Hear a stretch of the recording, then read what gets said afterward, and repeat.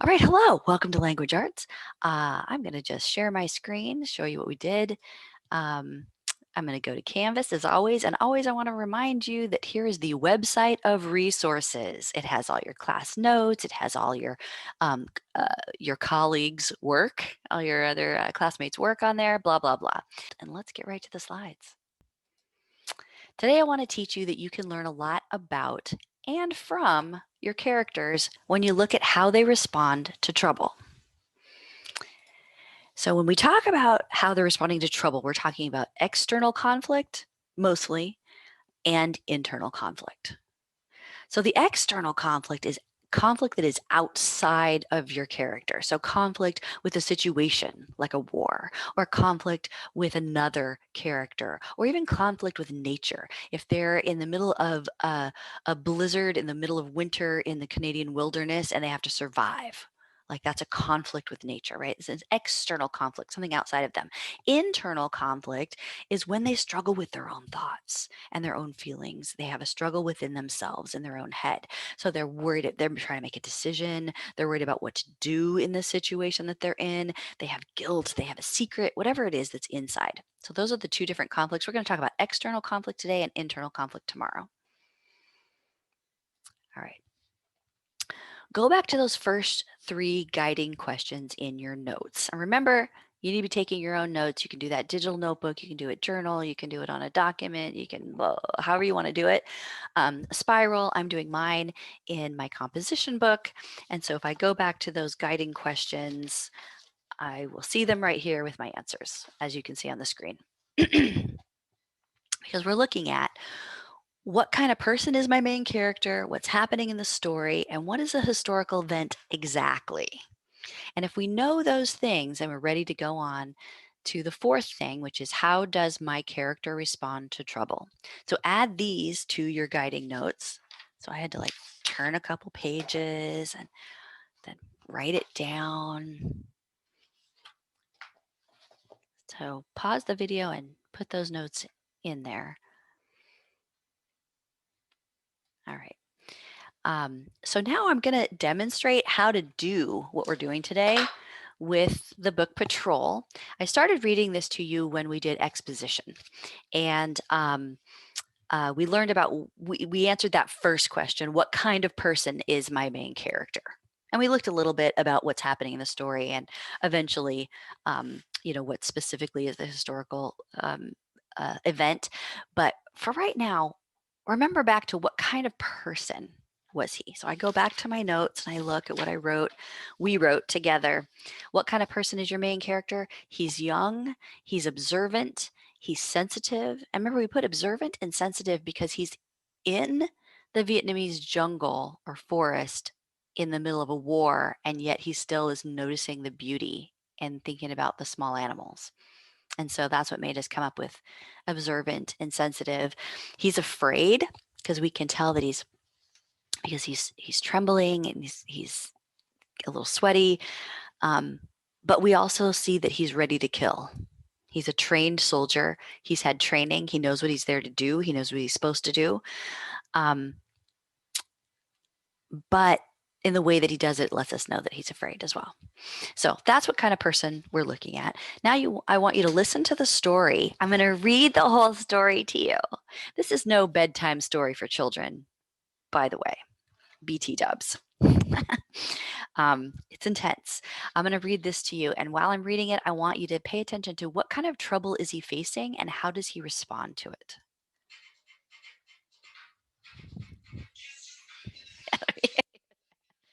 That's my alarm that says I have a meeting in 10 minutes. So we're going to do it fast. All right. Patrol by Walter Dean Meyers. Meyers.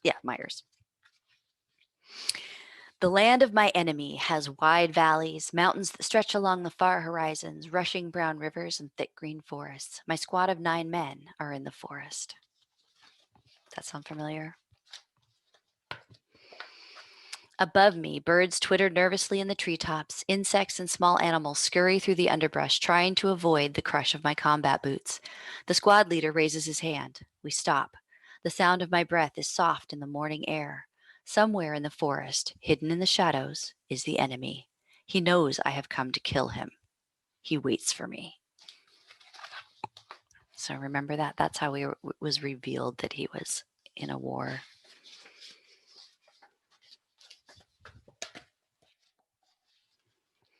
The squad leader signals and the patrol moves out again. The brush thickens as we head toward our target. The fog, which rolls slowly at the edge of the forest, is beginning to clear. I lift my rifle and begin to rub the palm of my hand slowly along its wooden stock. The weather is hot, but the sweat that runs down my back feels cold.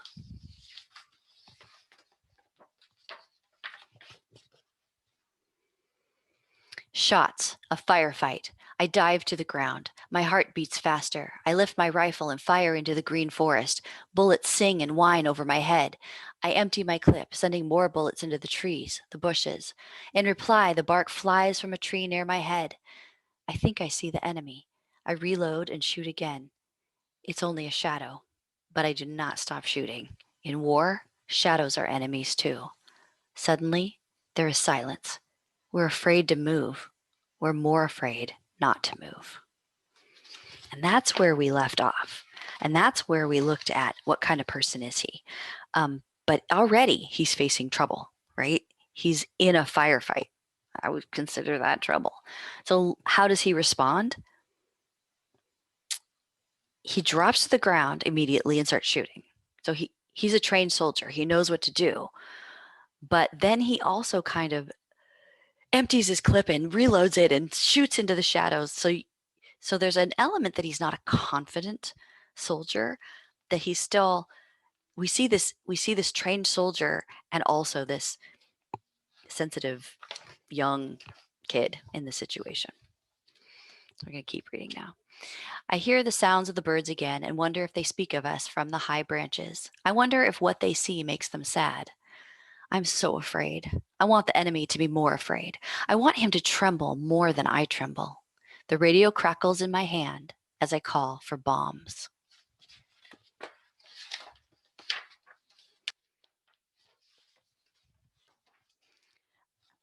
Crouched against a tree, older than my grandfather, I imagine the enemy crouching against a tree, older than his grandfather. We wait. We wait. Images of those I love come to mind. And this is where in the last exit slip where we had to come up with adjectives, I wrote loving, because he's in that and he's thinking about the people he loves. Still we wait. Then we're startled by the sounds of planes. We look up at them and see their shadows spreading over the valley's edge toward us. They pass us and do their work. The bombs explode, rumbling like thunder at a distance that is never distant enough.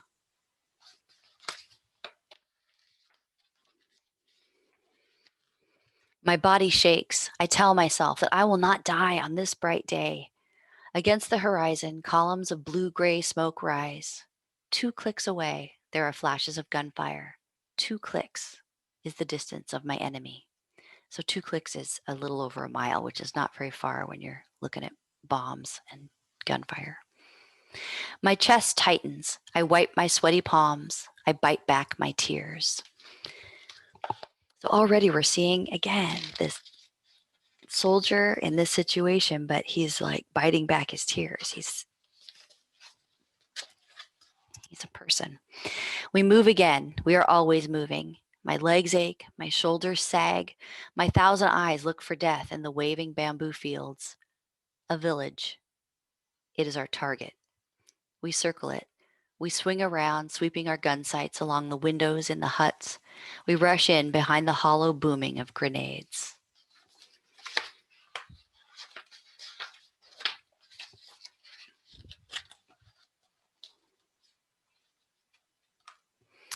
Secure the village, a sergeant calls. He points toward the enemy. The enemy. A brown woman with rivers of age etched deeply into her face, an old man, his eyes heavy with memory, and babies. Babies. Little enemies crying on the mud roads, little enemies with tears running down dusty cheeks. But I know there are other enemies. They are strong and young. I am strong and young. This is usually the part where I cry. But since I've made this video 6 times, it's taken that away from me. But The enemy, here's the enemy. And he's looking at the enemy and he's like, these are families. This is my enemy. But then you see that soldier flip in and go, but there are other enemies and they're strong and young like me. I'm a soldier, they're soldiers. And he has to try to flip that in his mind. The others, they are the real enemy. They have dogs that bark at danger, and wooden bowls that hold a day's rice, and grandmothers who stand sullen at their huts. This is my enemy.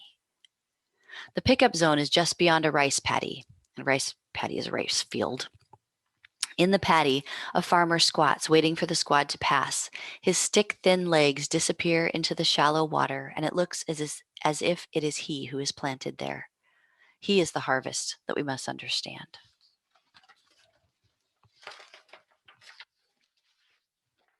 A shot. I reach for the ground and scramble for cover. The elephant grass cuts my arms as I slide toward a low wall. Then there's an opening in the tall grass, and I look through. There is the enemy. He is looking at me. We are surprised to see each other, shocked. How young he is. We stare across the distance. I know he wants me to lift my rifle, to be the enemy. I want him to lift his rifle. I want him to turn away. In a heartbeat, we have learned too much about each other.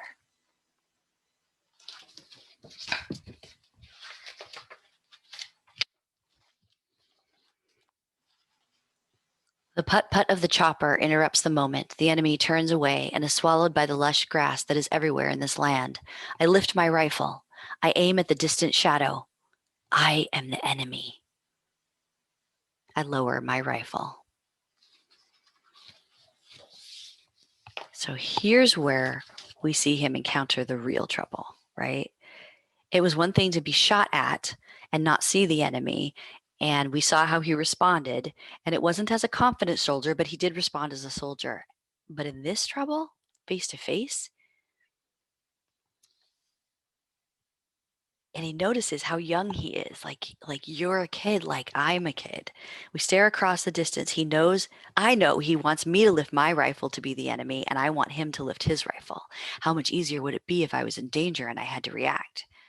But instead, they both are noticing that there's humanity there. It's not a blanket soldier, an unnamed thing that is my enemy. This is a person and this is humanity. And because he's a sensitive soul, that takes over. That takes over the soldier training that he has. So what's the trouble? He's face to face with the enemy. How does he respond to it? He doesn't kill. And what does that reveal about him? That he's not a killer, right? And that's simplifying it. There's so much more to that. But he could have shot him right then if instincts took over. He could have shot him right then, or he could have taken a easier route and shot him when he was in a distance, looking away from him, and he didn't do either. All right, let's finish. Oh, I have a meeting right now. I'm going to finish this and splice it together, and it's going to look different. But hi. Okay, so we're going to finish. This is going to be the most Frankenstein video ever, but it's such a good story and I don't want it to ruin it. So remember, he came face to face with the soldier. We talked about that. So many things. Let's just finish the story now. My fingers clutch the webbing of the chopper. It strains with the weight of the squad. Below us, the land becomes a peaceful patchwork of greens and blues and browns. This land has wide valleys, mountains that stretch along the far horizon, rushing brown rivers and thick green forests, and war. Did you recognize that this land has wide valleys section from the beginning? Came back to that. Same picture too. We land. I am glad that I am alive. As the heat of the day passes to the heat of the night, I write a letter to someone I love. I wonder if my enemy is writing a letter. I am so tired. I am so very tired of this war. The end. So see where it's not like a picture book that you read a child. This is a picture book for us that is pretty deep and pretty meaningful. But mostly for this lesson, I'm hoping that you see that when you really, really focus on when your character faces trouble and you see how they respond to it, you learn something about the character. Now I'm going to go back to sharing my slide. All right, let me pick up where we left off.